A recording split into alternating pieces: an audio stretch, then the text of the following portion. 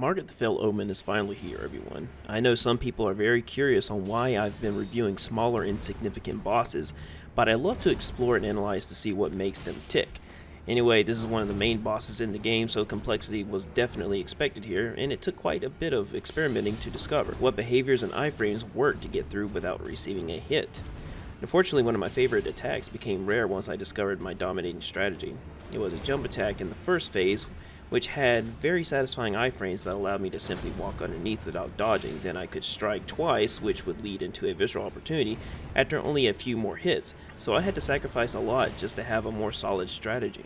From the beginning, when I first saw this boss in previews, I immediately noticed similarities from the other games. Like Margit's model design looks like brew enemies from Dark Souls 3 with the moveset of the Taurus demon and the arena actually from Dark Souls. Except you can't climb one of the towers this time. Idling is something I mentioned on the Leo 9 Misbegotten boss, and this is the perfect fight to discuss the problems with it. But let me explain what it is first, just in case someone is unaware of what transpires. Idling is a moment in a boss fight where nothing happens, and can continue for an uncomfortable amount of time, usually until either the boss snaps out of it, or the player takes action. Personally, this has happened to me several times throughout the series, especially with fights like Artorias and Menace. This is an issue that basically exists with every Souls-like game except maybe Sekiro, since it's designed to basically keep combat flowing at all times, due to the game punishing players wanting to play passively by making the battle longer, which is what I did as a new player in Sekiro. While practicing Margit, I noticed that there is a major aggression towards using items, so I started throwing knives to knock the idling out. It did work for the most part, however it left me vulnerable to the little summon daggers that Margit throws, so I had to ditch that plan. I eventually just had to wait it out because walking up to Margit also risked the same attack, which has a very small animation right before a dagger is thrown. Plus I had to avoid getting hit by a huge combo that was devastating to get caught in. I'm currently working on a new weapon to help avoid this issue along with this weapon's terribly slow recovery time.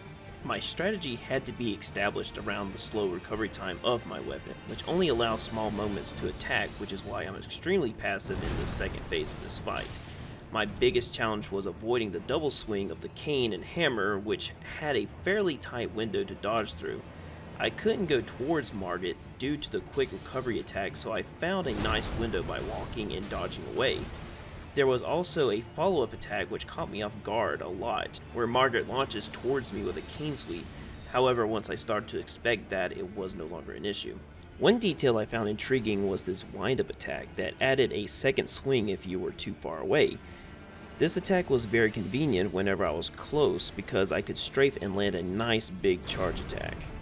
I actually had to specifically dodge to Margit's left side after the hammer slam to avoid fast recovery attacks if I got caught directly in front, because this allowed attacks that I absolutely could not avoid due to, once again, my weapon's slow animation transition. Another interesting obstacle was the objects on the sides of the arena.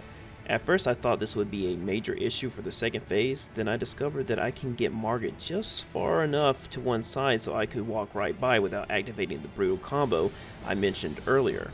I really like this fight, and I wish my weapon of choice didn't compromise so much of it. I'm looking forward to learning more about this fight because its comfort is based on old roots.